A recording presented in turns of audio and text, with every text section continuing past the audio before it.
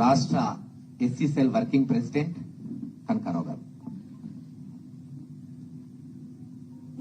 మందా salmon హత్యను నిరసిస్తూ ఈరోజు జగన్మోహన్ రెడ్డి గారు ఆధ్వర్యంలో పిన్నెల్లి గ్రామాన్ని వైఎస్ఆర్ కాంగ్రెస్ పార్టీ ప్రతినిధి బృందం అక్కడికి వెళ్తా ఉంది. వచ్చినటువంటి పెద్దలందరికీ అదేవిధంగా పాత్రికేయ మిత్రులందరికీ కూడా నా హృదయపూర్వక నమస్కారం.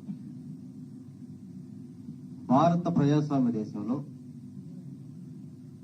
ఒక గ్రామంలో 300 కుటుంబాలు 18 ఏళ్లుగా ఒక రకంగా బహిష్కరణకి గురైనట్టుగా ఉందంటే ఈ రాష్ట్రంలో లా అండ్ ఆర్డర్ ఏ విధంగా ఉందనేది స్పష్టంగా అర్థమవుతా ఉంది.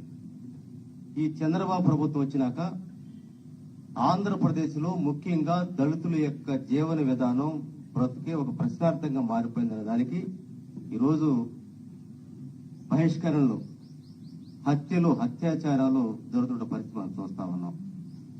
మరి ముఖ్యంగా ఒక సామాన్య మానవుడు గ్రామం వదిలిపెట్టి ఆ గ్రామానికి భార్యకి బాగలేదని చెప్పేసి పరామర్శించడం కోసం వస్తే అంటే ఎంత దుర్మార్గమైన పరిస్థితి ఆ పిన్నెల్లి గ్రామంలో ఈ పల్నాడు జిల్లాలో జరుగుతుందనేది, మరి ముఖ్యంగా ఆంధ్రప్రదేశ్ లో జరుగుతుందనేది స్పష్టంగా అర్థమవుతా ఉంది.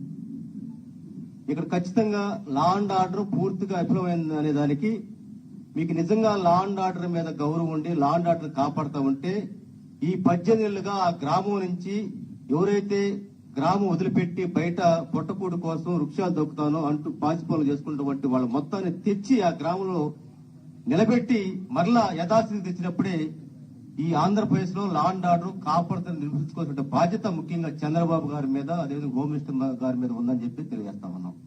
అయితే పిన్నెల్లి గ్రామంలో మందా సాల్మన్ హత్య జరిగినటువంటి దాంట్లో ఖచ్చితంగా అక్కడ ఉన్నటువంటి దాసేపల్లి సిఐ గారిని ప్రధాన ముద్దాయిగా చేర్చాలని చెప్పేసి మేము స్పష్టంగా డిమాండ్ చేస్తా ఉన్నాం.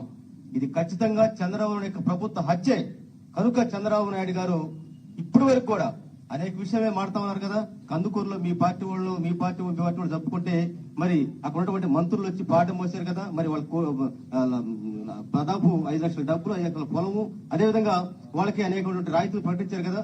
మరి మందా సాల్మన్ ఒక రాజకీయ హత్యగా ఏదైతే జరిగినటువంటి దాని మీద ఇంత మటుకు ప్రభుత్వం స్పందించకపోగా నిన్న ఎస్సీ కమిషన్ చైర్మన్ గారు ఎంత దుర్మార్గంగా మాడతాయంటే మన జవహర్ గారు అదే వ్యక్తుల మధ్య ఘర్షణ అంటాడు.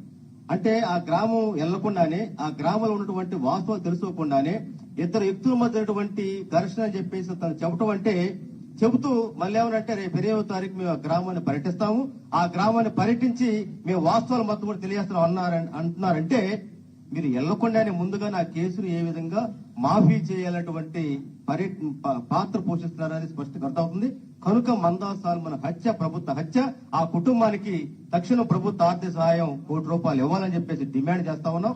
అదేవిధంగా ఆ ప్రాంతంలో దాసేపల్లి సిఐ భాస్కర్ రావును ఖచ్చితంగా సస్పెండ్ చేయని చెప్పి డిమాండ్ చేస్తాం. సత్తెనపల్లి